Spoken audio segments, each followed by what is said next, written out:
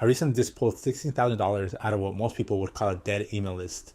8,000 subscribers who hadn't bought anything in months. Here's the thing, I wasn't trying to sell them harder. I was mapping their behavior and creating different paths based on what they actually did, not what I hoped they did. This shift from hoping to actually mapping the path changed everything for me. So here's the breakdown. The client had around 8,000 email list members just sitting dormant. She hadn't messaged them in months.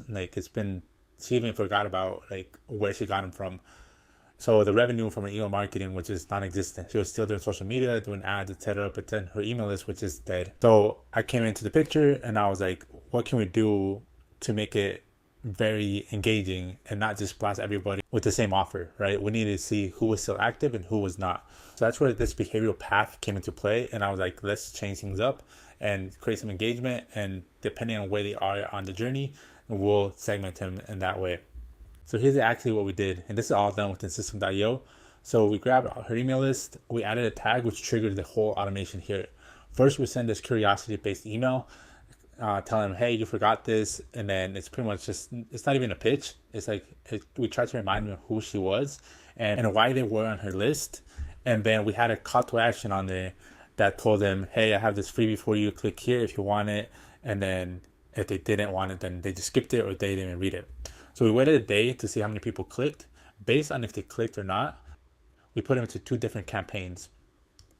This campaign here is for people that clicked that link, meaning they still showed interest in what she had to offer.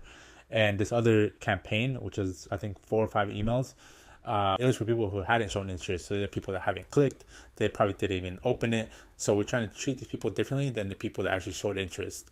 All right, so people that showed interest, it was just pretty much scarcity type of offer, telling them, hey, we've been working on this for a while. If you're still interested, click here. It's only like 50% off right now. So, just really marketing focused. While this other campaign is more story based, kind of giving background on who she was, adding credibility, etc., and then having a small call to action to actually buy the product here. So here we were able to convert a few people into sales. The good thing about her offer was that it was tripwire funnel, meaning they got this initial offer and on the back end we pitched them on a call where she was actually selling her coaching services as well. So here we ended up getting some customers purchasing this offer. We waited 5 days to see if they purchased or not.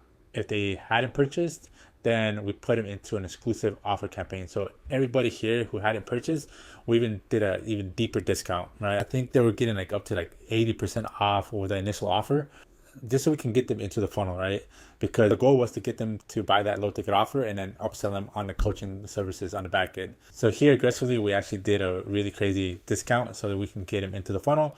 It was a 4-day campaign. We waited and then we checked again to see who purchased or not. And based on this, it's either they became a new customer or they didn't purchase, and we put them into a separate bucket so we can follow up with them later. So just out of this little workflow, we were able to turn her 8,000 email list members into $16,000 worth of services. And this includes the low ticket offer that we sold and then the back end services for a coaching program as well, which is not bad if you have a dead email list and you're able to turn that into $16,000, right? Yeah, so the money was nice, but the real win was realizing that dead lists are not dead. They're just maybe on the wrong path. So lately, I've been putting more YouTube videos out here and I'm putting more effort into my community as well. So if you want to join that, I'm going to be talking more about these automations, AI, funnel building, etc. So if you want to join that, click the link in the bio and you can join and learn more about how I do all this as well. But yeah, hopefully you guys got some value from this and see you guys in the next video.